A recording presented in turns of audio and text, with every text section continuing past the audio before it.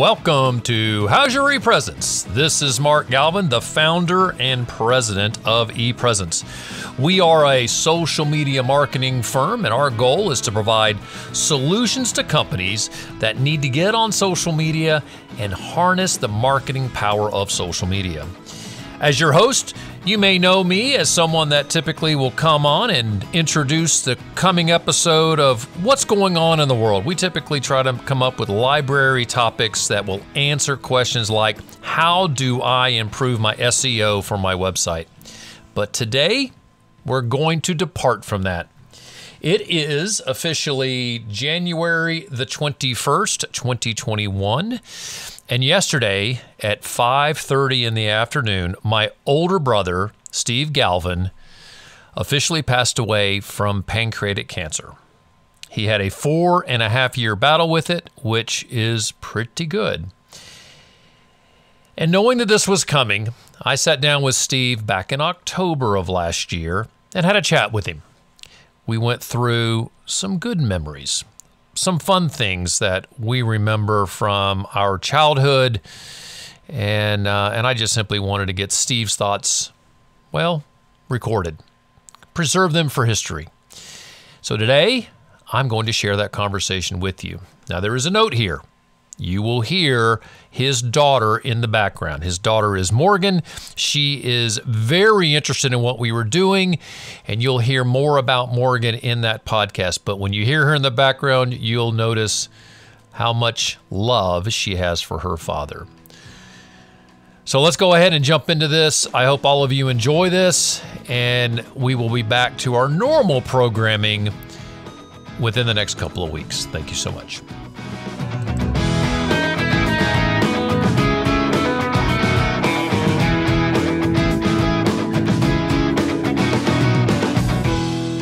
Steve, how are you?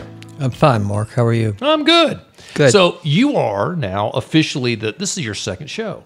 You just like old hat to you. Yeah. Exactly. Well, I wanted you to come on the show today because I want to talk about fun stuff. I want to get into some of the neat things that has happened to us as a family, and and just see where it goes. And fortunately, you're just hanging around on a Saturday. This is a Saturday before a big Georgia-Alabama football game, so you got nothing else going on. So what the heck? Why don't we talk for a little bit? Okay. Tell me this. What is going on with your health right now? Let's give us an update. Where are you, and what's going on with all that? Back on chemo, fighting the pancreatic cancer. Trying to maintain it. I've after 3 years of this process, I've got a little bit damage to my liver, and so now every 7 to 10 days I have to go get drained because it's in my cavity. And that's affecting your liver, right? Yep. So the liver's not doing so great, and pancreatic cancer, and you've got all this going on, and you've even had the Whipple surgery, Yep. which, I always describe it as the ice cream scoop. They go in with an ice cream scooper around the cancer, and everything in a circumference around the cancer, they pull out and then they stitch everything back together. So you've gone through a lot up to this point. A little bit, yeah. Yeah, it's been a heck of a journey. So if you talk, and I'm sure this happens, do you have people who call you and say, hey, I've just been diagnosed with pancreatic cancer. What am I in for? If that person were to call you, would you have advice for them? Yeah. What would you tell them? Talk more about the mental aspect. Talk more about attitude. Talk more about those times where it's dark. And how to navigate through that. So I'm guessing when you have the cancer, when you're diagnosed with it, it can cause a little havoc with your emotions, right? I'm guessing, right? It does. And it's hard to work through that. What does someone do to try to make sure that they stay on the positive side of that versus the negative side? Are there tricks? It's got to be hard. It's mental.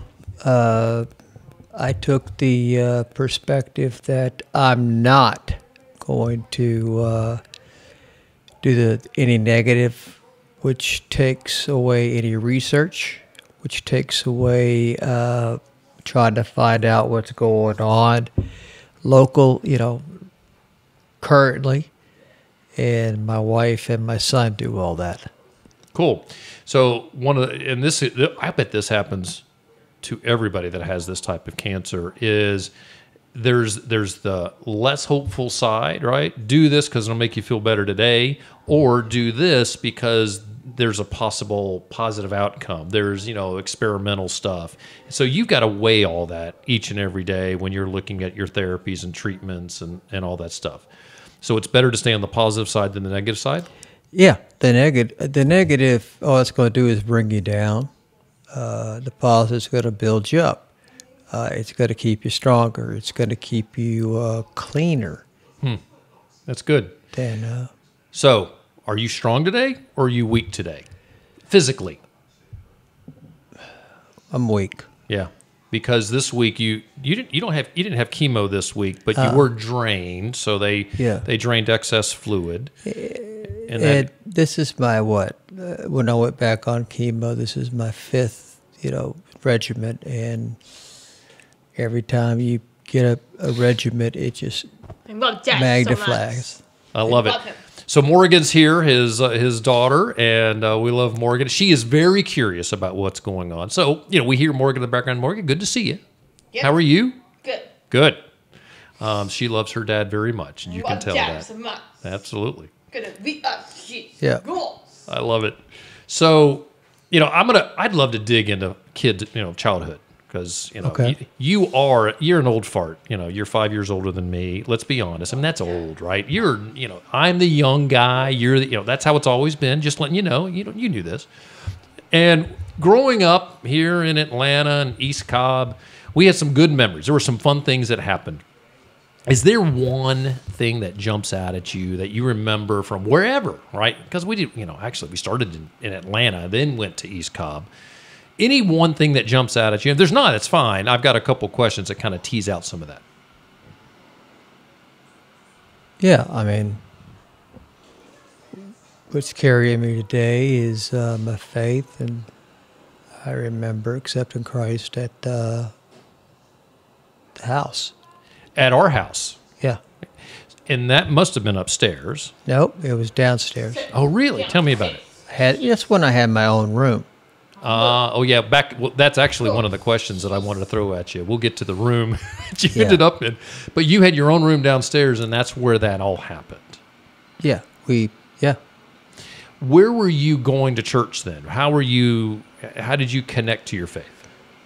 We were going to Holy Family Catholic Church, and they're off of right across the street from Wheeler High School. And I was going to Sunday school, Mom. Yeah, everybody went to Sunday school, and I was the hellion. I was the one you didn't want in your class. We had a double room. It was you have a divider. You would slide the divider out, and you had 2 classrooms. We would push all the chairs around away in the middle of it and play football. Mm-hmm. Yeah. What school was this? No, this was at home. No, this was at Sunday school. Sunday school at Holy Family. Yeah. Oh, yeah. And I was the one that would orchestrate all that. Mm-hmm. I was the one that was rebellious. I was the one that the teacher would ask a question and you get a curt answer. Got you. So you were challenging the Sunday school teacher who, now you and I know was some parent. Yeah, it was Mrs. Hightower. I remember her clearly. Yeah. So you would ask questions about faith that were really, because you were very curious? I'd ask her, well, how does that relate to football? Okay. How do I do that in a daily, every single day? That kind of stuff.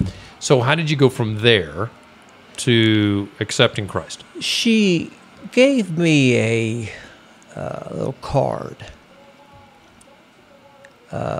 And there was a scripture on it on the back. It says on Revelations, and it said, stand at the door and knock. He hears my voice, will and accepts me. I'll come into him, and he'll come into me. And on the front was a door, and Jesus standing outside, but there was no handle on it. There was no doorknob. And I just kept thinking about it. Just kept thinking about it. And so that's why you remember Mrs. Hightower, because that was a poignant time. Yep. Yeah, Dad, I love you. So you go from there. So much. Jeez. Love that. You go from you went from there to expanding that faith, because I remember you and I used to sit upstairs and we'd read the Bible together, and you were extremely influential in my own spiritual development, because there's something that's kind of we went from you had your own room downstairs to the boys' dormitory upstairs, right? And the way the house was designed, the stairs came up. And I think you and I were originally supposed to share a room or something. And we did. And then Dad threw up a wall, and you got the crappier part of the room, which was great. I had the nice, I had the executive suite, and your room was the hallway. That's all it was. I love you. That was awesome. So I did, at least.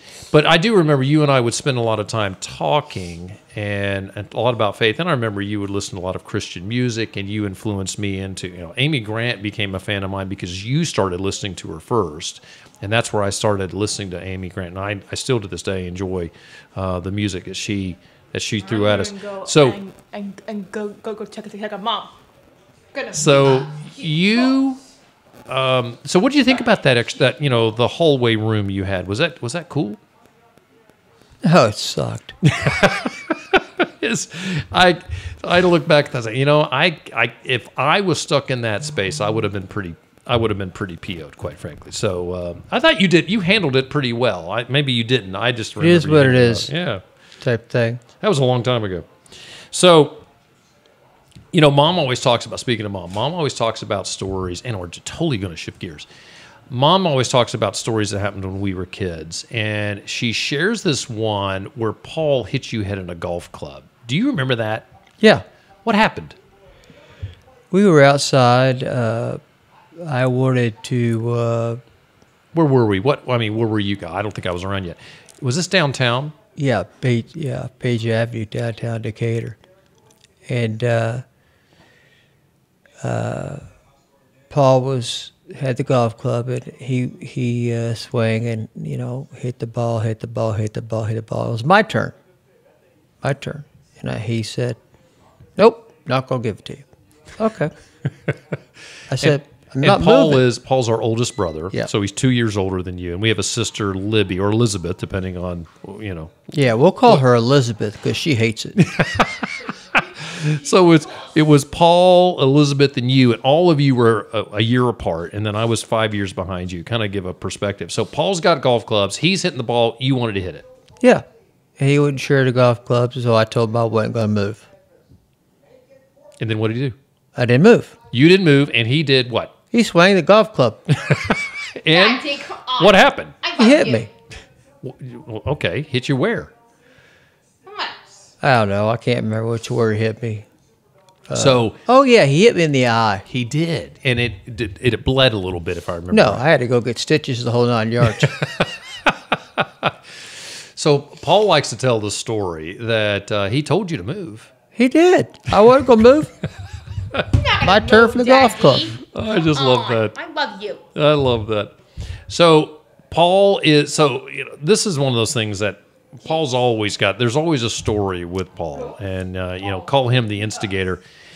He knocked out your front teeth once upon a time. How'd he do that? We were in a rock fight. A rock fight? Yeah. Oh, that sounds like fun.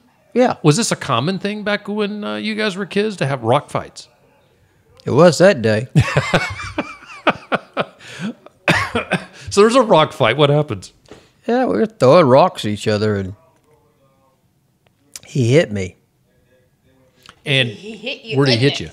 My 2 front teeth. Your 2 front teeth. Wait a minute. So he literally, the rock hit you in the mouth. Yep. Oh my gosh. Oh my goodness. What happened to your teeth? So your 2 front teeth, and what they look broke like them. after that? He broke 'em. So both of them broken out? Yeah. Oh my god. They were a V though, right? They There were was- a V. Yeah. There was like a V Yes. cutout in the middle of your 2 front teeth. Not just one tooth, Both. both of them. Yeah. Oh my gosh. I remember, so you remember Dad used to spit us with tea at dinner time, right? Yep. You know, he stopped when he found out that you had a better gun than he did, because you would spit iced tea through your teeth and hit us all better than he could. Yeah, because I had a ammo lineup tool called cracked teeth. Yeah, Dad, I love How you. did your teeth get fixed? Mom took me to the dentist, and we ended up putting on a polymer or something. Yeah. All right. See, I remember you talking- having those talking cracked to teeth Paul. for such a long time. Okay, Dad. Such a long time. You were actually in your teens Yep. before you had that fixed. Yep. That's just fascinating. So, you know, all this stuff always happened with Paul, and Paul's always the oldest in creating the challenges that the oldest brothers can do, and there's so many stories, and we can go on and on about the stuff that Paul did. What about Libby? Was there ever a fun story? Was there ever something that you and Libby did that was rather notable? Do you remember? Don't remember, Daddy. Come on. Yeah. The thing about Libby was a tomboy. Mm-hmm. Very much so. And we were on the bus one day coming home. Come on. It was- Be us. You know, Paul, Libby, and I were on the same bus. And we were in the neighborhood, and we were like one stop away. Mm-hmm. And there was a boy, a young man that was really being obnoxious and saying a lot of things he shouldn't have said to Libby. Mm-hmm. And Libby said, either shut your mouth or I'm gonna kick your butt. I'll put your butt, Daddy. So Come on. we all got off at the one bus stop. I mean, the whole bus basically. And Libby had a fight with the guy, kicked his butt. Kick your butt. Gonna beat like this. And Paul and I are sitting by, and if something had happened, we would have jumped in and we would take care of it. But I mean, let's say getting beat up by a boy, get beat up by a girl. Girl's worse. Libby would left her alone. Yep. And then one of the neighbors drove by and says, "You boys stop fighting." And then he realized it was a girl, and Go, I love you, Daddy. we all went home. Then You went Dad home. that night found out, or that weekend, that we had what had happened, and Dad got mad at Paul and I for allowing Libby to get in a fight. And You know what? Hey, I've got 2 daughters. I can imagine the same thing. I would have been angry as a dad. yeah, but Libby won. So what's the difference? But Because I take care of you. so we ended up Jeez. getting in trouble for allowing Libby to fight.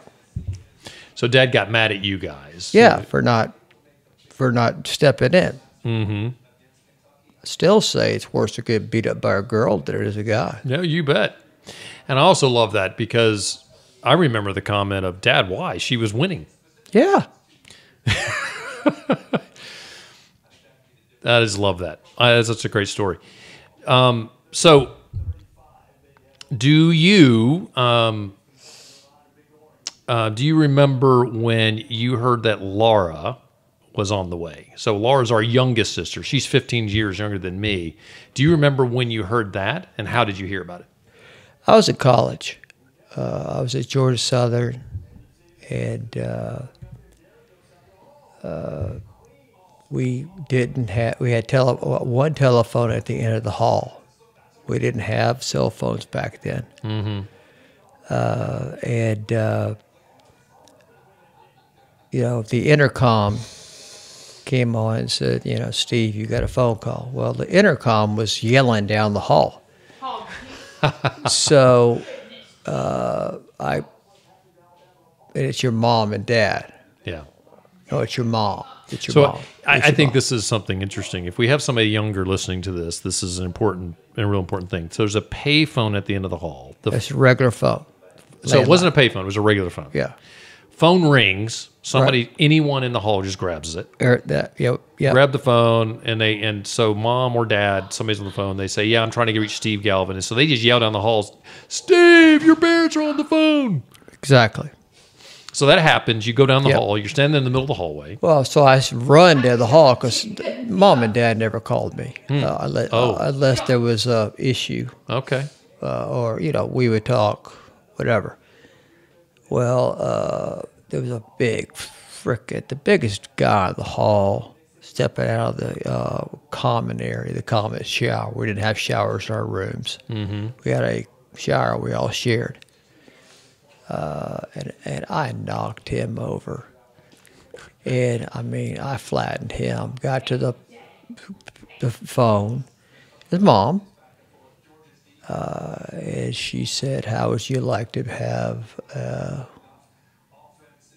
a brother or sister?" Another. And I said, "Mom, that's great." Mm-hmm. Yeah, awesome. Yeah, so that was 81. Was it 81? Yeah, 81, 82. I guess that's right. Yeah. Yeah, when, Because it was what, your freshman year of college? Freshman. Okay, sure. 81. Oh my goodness. And then here she is, 14. 15 years younger than me. She was almost like an only child. So Laura has become. Here she is. She's in 30s, and she loves to support and stay in touch as well. So it's amazing how supportive she has been. For anyone in the family that needs help. Yeah, she tries. She tries. Yeah. When you needed to move, she was here. When you needed help, she's the first one to show up. Yeah, I don't have the energy. I can't walk upstairs. Halfway up the stairs, I got to stop. Yep. Catch my breath. Mm-hmm. Mm-hmm. And everybody, it was amazing, and I'm so grateful. But stories about Laura as a baby is I would take her in the stroller, and we would go to the mall. You would take Laura to the mall. Yeah. Okay. What'd you do at the mall with her? It's a great chick magnet. I'd meet so many girls. Unbelievable. So wait a minute. Now, come on. So That's true. You meet girls, and what'd you say to them? They walk up to you and they say, "Is this your daughter?" No, that's my little sister. Isn't she cute? And so you get numbers? Yeah. You're kidding. No. Come on, Daddy, come on. How many dates did you go on from meeting them with Laura? None. Oh, you didn't go on any dates, but you got phone numbers. Got phone numbers. Beth and I were dating, and I was happy. Right. I was happy. Yeah. But I got phone numbers. I never went on a date. That's hilarious. Yeah, that's what I used to do. See, I've heard of people taking their dog out for a little walk. Well, Yeah, Laura, dog, same. Laura. Oh, I think that is absolutely fantastic. So, great story. Do you, you and Mom didn't always see eye to eye. I think that'd be an easy thing. There was always a little bit of tension there. That was, because there's 5 of us kids, and that has evolved. How is your relationship with Mom today? Good. Mom, she and I talk probably Talk to you, goss, kiss. 3-4 times a week. Yep. 4 times a week And because he had to come because he had to come get me goodness. That's right. thank you for helping, Morgan. Yeah, thank you, Morgan. I'm helping just goodness. All right. Good. But yeah, we talk quite a bit, and I see her a lot. Mm-hmm. So, yeah. Yeah, this is it's fun to see, and I think this is a really great thing. Is that it's fun to see how your relationship is so good with Mom. And in fact, I talked to her on the way over here, and she was extremely happy that you and I were going to sit down and talk, and she couldn't wait to hear how you remembered some of the stories, like the time where you dropped a hammer on Paul's head. How did that happen? We had a fort that we had built to the back of the house, back in the woods, probably 100 yards from the backyard, and we had built up this fort. And it was a tree fort. We actually built it in the trees, and it was probably 8 foot off the ground. Yep. Had the first floor and had a little porch on the front of it, and then we even had a second floor. Oh my God, this was a fort? Yeah. Unbelievable. Sounds like a whole tree house. Sounds like a whole home, actually. Yeah. And the builder kept telling us, don't, because he knew we were taking the wood. Oh, wait. So you guys were procuring the wood from the local builder? He was very kind for his donations, but he came down and said, "Look, guys, don't take the good wood. You can have all the scraps and everything you want." And then he started putting a pile out front to saying anything in the pile's ours. So unbelievable. but, what a great guy. Yeah. So building this house. we were building the tree house, and we were putting shingles. Where'd the shingles come from? Our grandmother had to give us some money or bought shingles for us because we were it was leaking one day, and she says, if we need shingles, and she bought them. So we put shingles on the house. But Paul, something happened. I don't know if Paul asked the hammer or I just dropped it. I don't remember which one it was, but I dropped it. And when I did, I was on the top, on the ceiling, on the roof. So this is the roof. I was on the roof of a 2-story treehouse. 2-story that is up off the ground. So it's probably equivalent to 8 foot. So it's 8 foot off the ground, and then 2 stories above that. Yeah. So you're not close to the ground. No. Okay. No.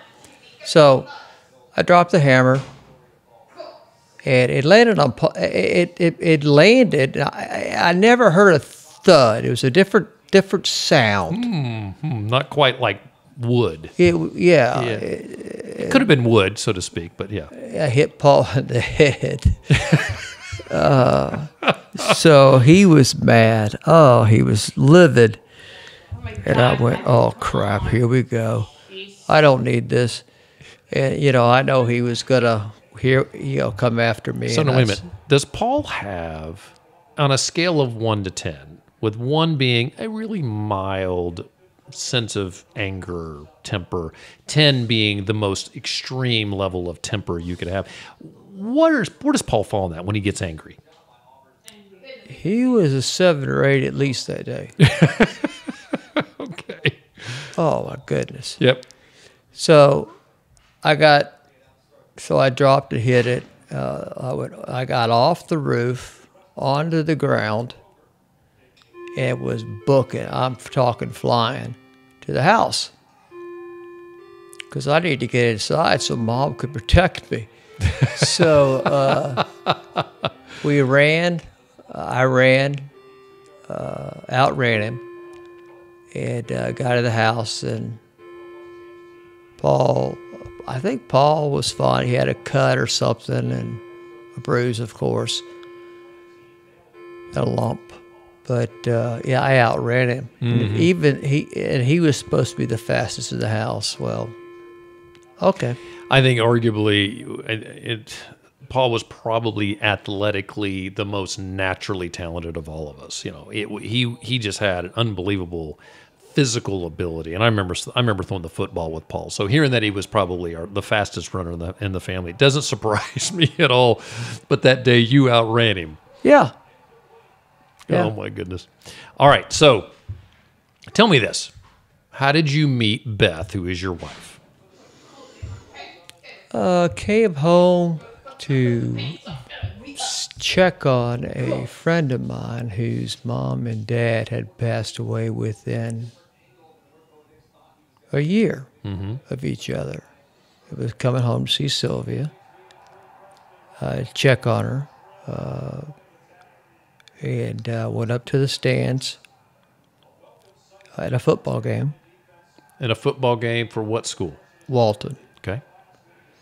At Walton. And walked up there and checked on Sylvia and everything. And I said, okay, we'll go to lunch tomorrow and catch up. And I left.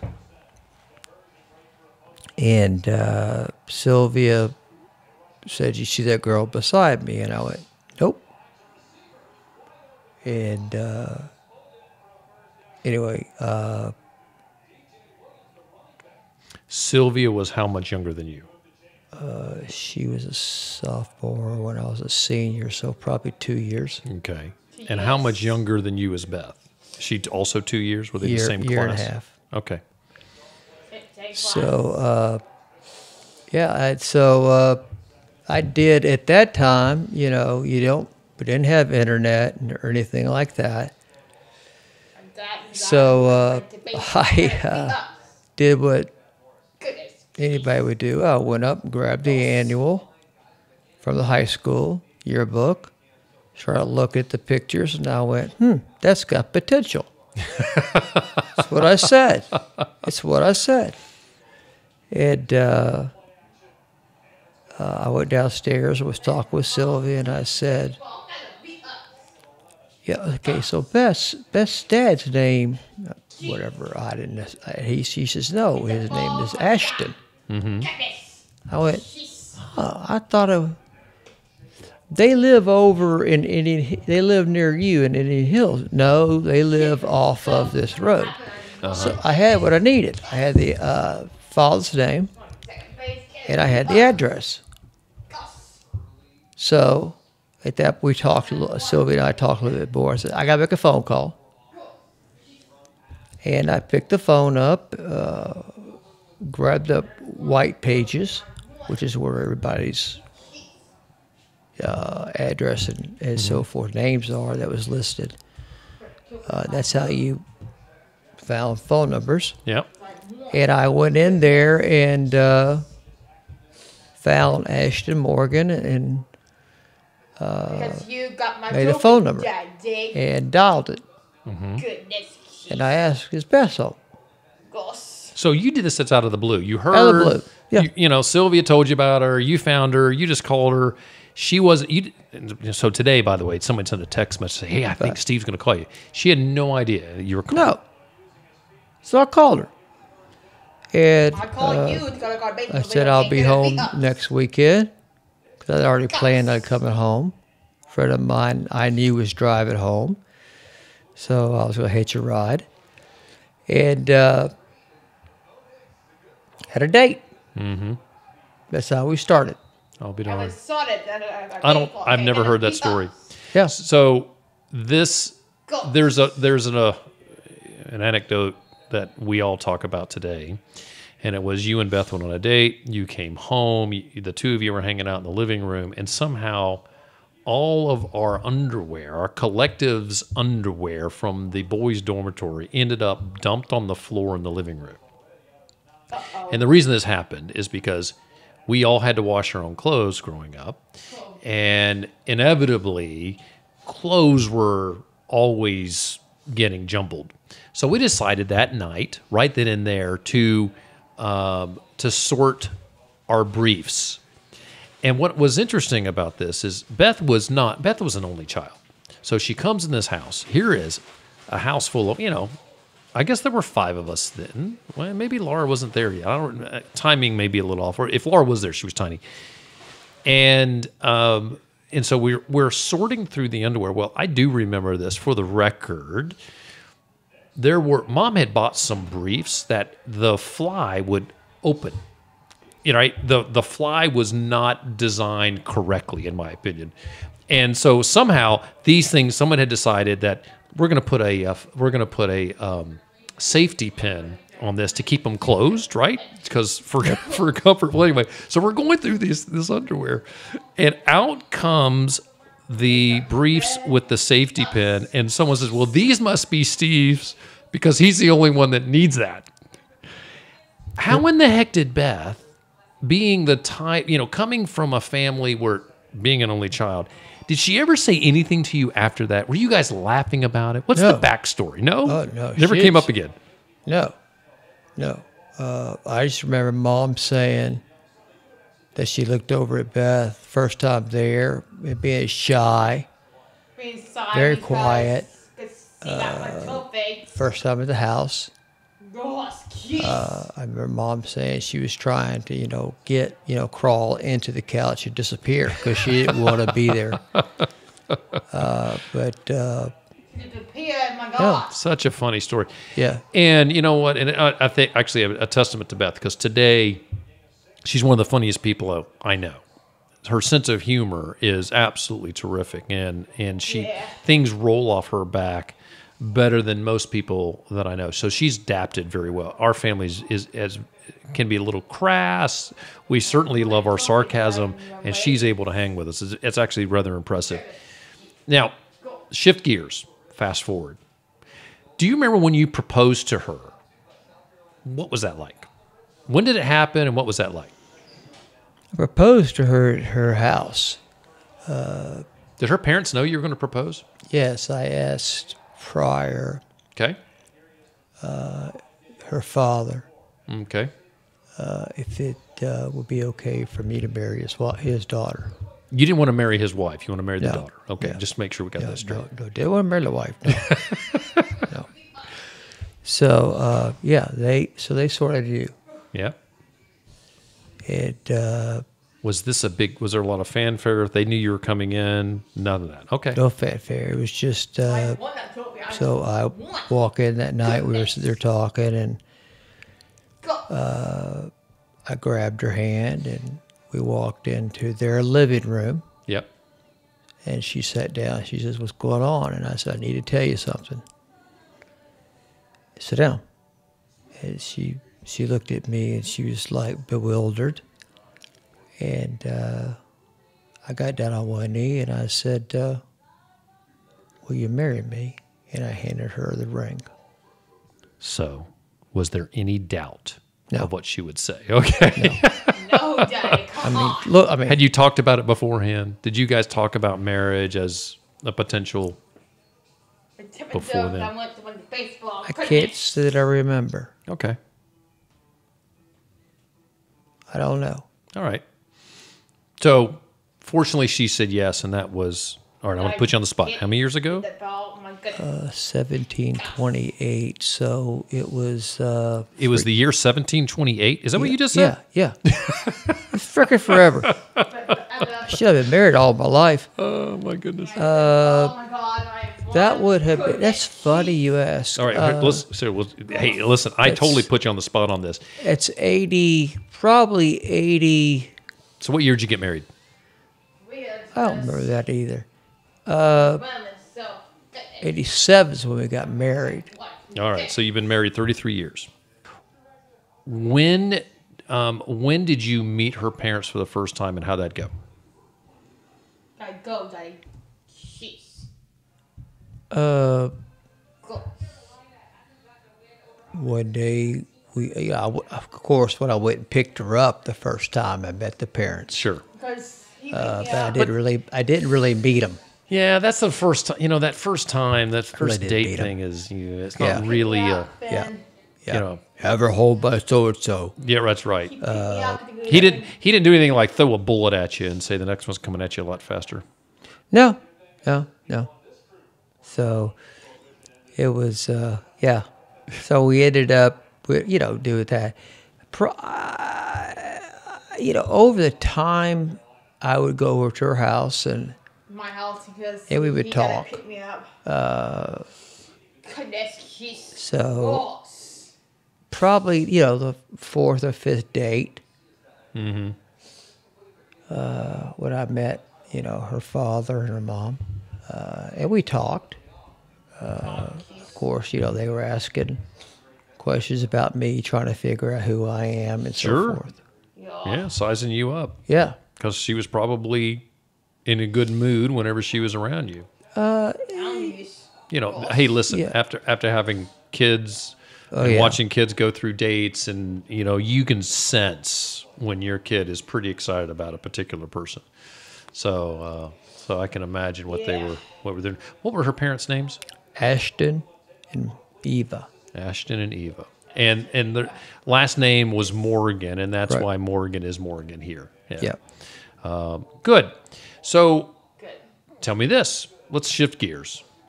When did you and how did you find out Beth was pregnant with Nick?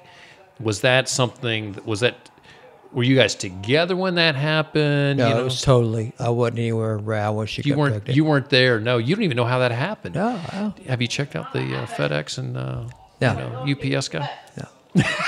I'm scared. But when did you learn that she was pregnant with Nick? Do you remember that? Yeah, I mean, we were we were just talking. Then one night, That love Nick so much. at the house, we had bought. Oh, She told me that she was pregnant with Nick, welcome. and she told me it was kind of interesting. I mean, she just said, and all the emotions that a dad goes through at that particular time, fear, and okay, now what type attitude Right. all kicked in. Was he planned? Did you guys want? No. So this was not, hey, we're gonna let's do this now type thing. No. Okay. Cool. What about with Morgan? So what's the difference in age between between Nick 5. and Morgan? 5 years. 5 years. Was Morgan planned? No. All right. And so do you remember when you found out, you come home and Yep. Beth says, hey, got a story for you. Hey, guess what? We're pregnant again. Really? That's awesome. That's awesome. Cool. Type thing. Do you remember, were you there when Nick and Morgan were born? Were you in the room? Yeah. For the deliveries? Both times. What was that like? What's it look like, Daddy? Come on, it's pretty cool actually. Which hospital were you guys at? North Side, Okay. Yep. the baby factory. Mm-hmm. But yeah, I mean, for them to watch that baby being born, and then placing Nick into Beth's arms for a little bit, cut the umbilical cord thing, and watch it. That was amazing. Yeah. But frankly, Yeah.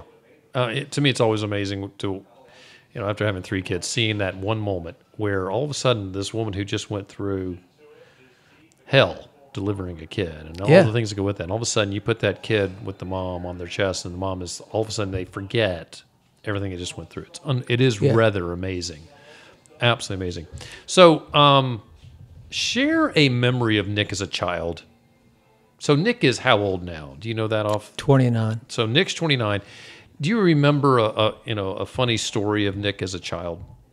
I know there's plenty of them. Oh, it's just, with him, I don't, With him, a I funny love him. story. I love Nick so much. Because he was a baseball player. He played a lot of sports growing up. Did he like particular movies or characters? Oh, yeah, I mean, he would I love watch it. all the movies, but then we would kick him out of the house and tell him to get his butt outside and play. But as far as funny stories, I love them. nothing sticks out in my mind. All right. Now, Nick played baseball, Yep. and he did that a lot. Yep. Dad went to a baseball game a few times. Tell me what that was like to have Dad at a baseball game watching Nick. The thing that sticks out more about Dad and Nick on the baseball is I was the coach of one of his teams. And Beth and I were talking one night, and she says, "Why don't you ask your dad if he wants to be the assistant coach?" And I thought about it. I said, "Well, Dad knows baseball is good or better than anybody out there." And I said, Right. "Okay, let's do it." And so we did. Now, Nick wanted to be a catcher. Dad took him, and the dad was a catcher. Right. Dad took him off third base line, put Nick right in front of a fence, and he just fired baseballs at him. Do this, do that, catch it, and beat the crap out of him.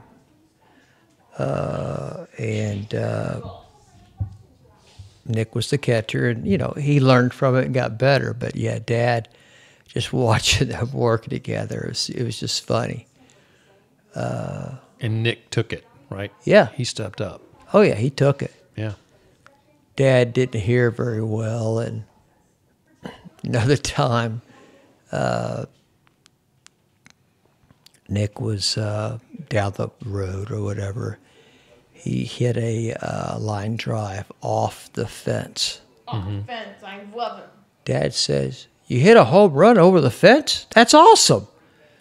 So yeah. That's good stuff. Yeah. And you know what? I think I know that without a doubt. Dad loved going and watching his grandkids play baseball. That was always a highlight for him. And I remember coming to watch Jim play baseball because Yeah. Jim played a little baseball too. So what about a story about Morgan as a child? Do you any stories there of that she did? And I would tell you the thing is, and for those of you that are listening, you can hear Morgan is in the background. She's talking constantly, which is, she's very engaged. Were there stories about Morgan as a child? Daddy, come That's on, a fun, light memory. Yeah, Morgan's here. She's cheering him on. Dad, you remember. Daddy, you remember? Come on. Yes, go. Oh, yeah. I mean, Morgan was always. Always love you. Come on. I love you so much. Morgan was always. Love you. Trying and that kind of stuff. But Beth picked up at a young age, too, that there was something wrong with Morgan and fought doctors until we found out what was wrong. Mm-hmm. And what was the diagnosis? It's called apraxia. Mm-hmm. It affects the central nervous system that comes out of the inner ear. My ear, God. That's hearing, which could be impacted. Mm-hmm. Your facial, your motor features in your face, and believe it or not, hand-eye and balance. Wow. We ended up finding that out, and that's, the memory of that is Beth telling me what was wrong, and after, 6-7 months trying to fight all these doctors. Yeah. Mm-hmm. So it was kind of an interesting scenario. Mm-hmm. So moving forward, a long time, I'm going to shift a good bit forward. I remember meeting Kelsey at Thanksgiving.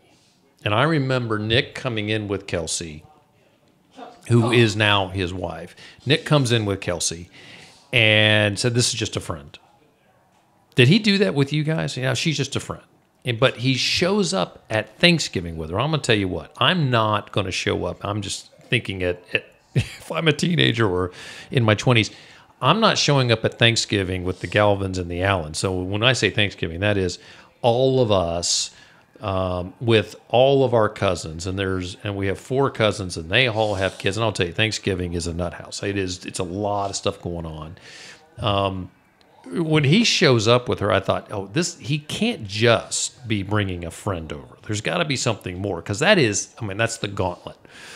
When did you first meet Kelsey, and how, and did Nick tell you, she's just a friend? Yeah, Nick would always say it's just a friend. Initially, we knew it was something special. Yeah, not something special. Initially, we knew that it was they were dating. Mm-hmm. Mm-hmm. And then he, that we could see it was getting serious. So, so tell me a little bit about Kelsey. She's a beautiful, very pretty, very gorgeous lady. But with her, it's interesting how we always look at material things. We look at things with our eyes. With her, I think she's more beautiful inside. Mm-hmm. How she acts, who she is, how she carries, and that's kind of cool. Yeah, absolutely. Kelsey is, she has a special degree field. She's focused on what group? Special needs. So she and Morgan get along very well. Yes. Yes. Yes, Morgan says absolutely.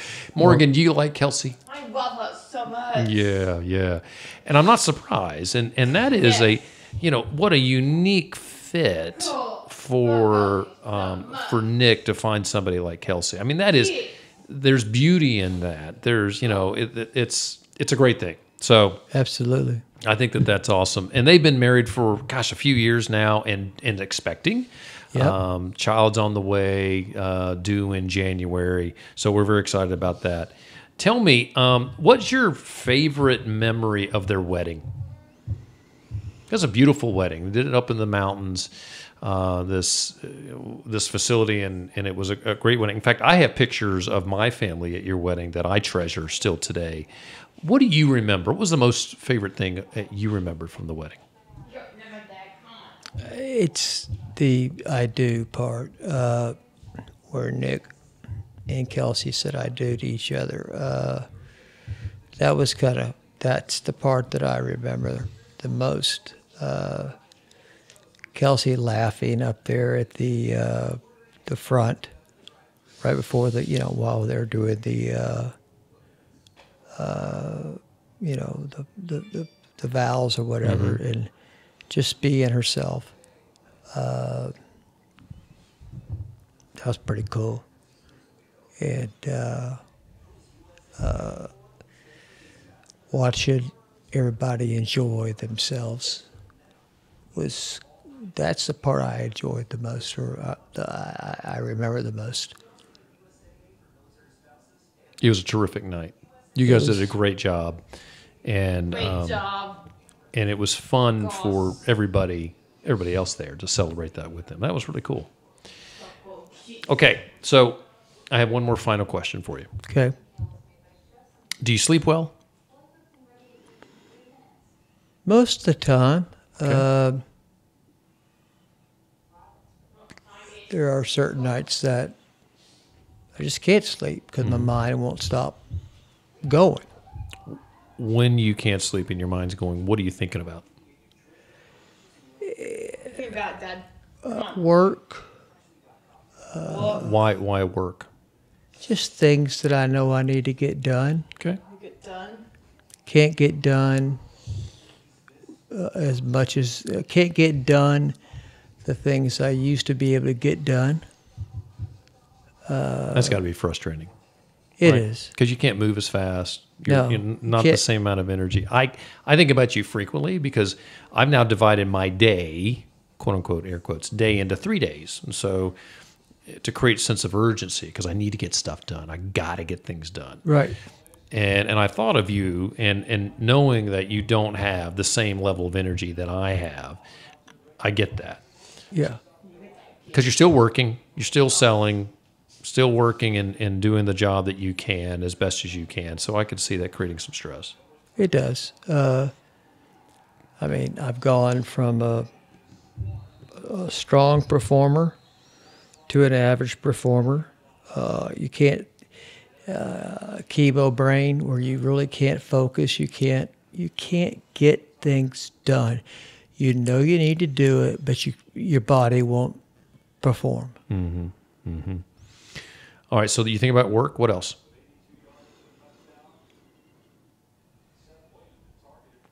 Nothing, because I'm at peace with everything else now that the house is built.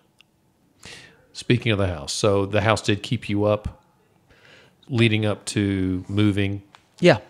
So a quick summary for all of you. They, Steve and Beth built a new home. They downsized, moved, 4 or 5 weeks ago. Just craziness, as a matter of fact.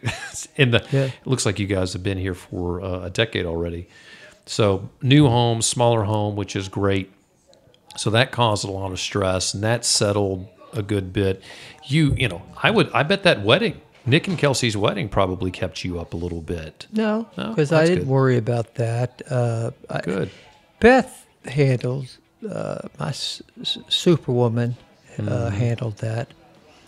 Why is Beth a superwoman?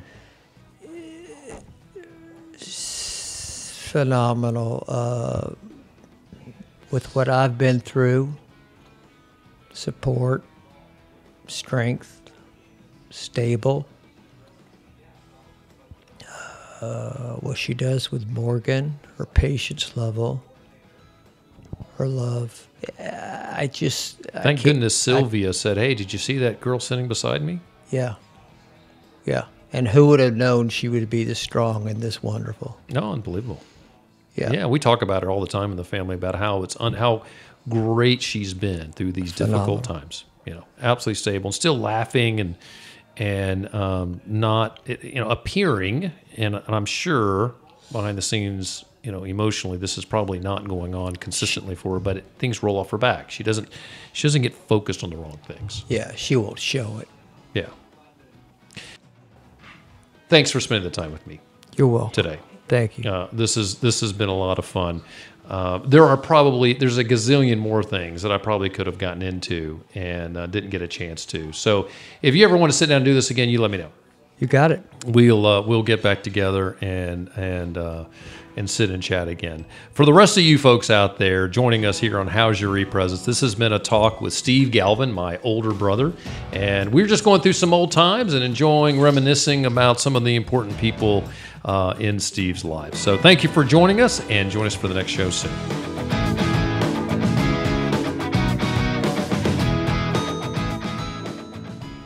Well, folks, there you have it. My chat with my recently passed away older brother, Steve Galvin. One of the greatest people that you could ever know. Somebody devoted to his family. Great dad, great husband, great big brother. We will miss him. Thank you for joining us and listening to this entire podcast. I'd be remiss if I didn't tell all of you that here on this show, normally on How's Your E-Presence, we focus on how to do social media better. So join us for a show. If you add us to your podcast list, you'll hear more great content on how you can improve your own digital social media platforms. So until next time, this is Mark Galvin, and you've been listening to How's Your E-Presence?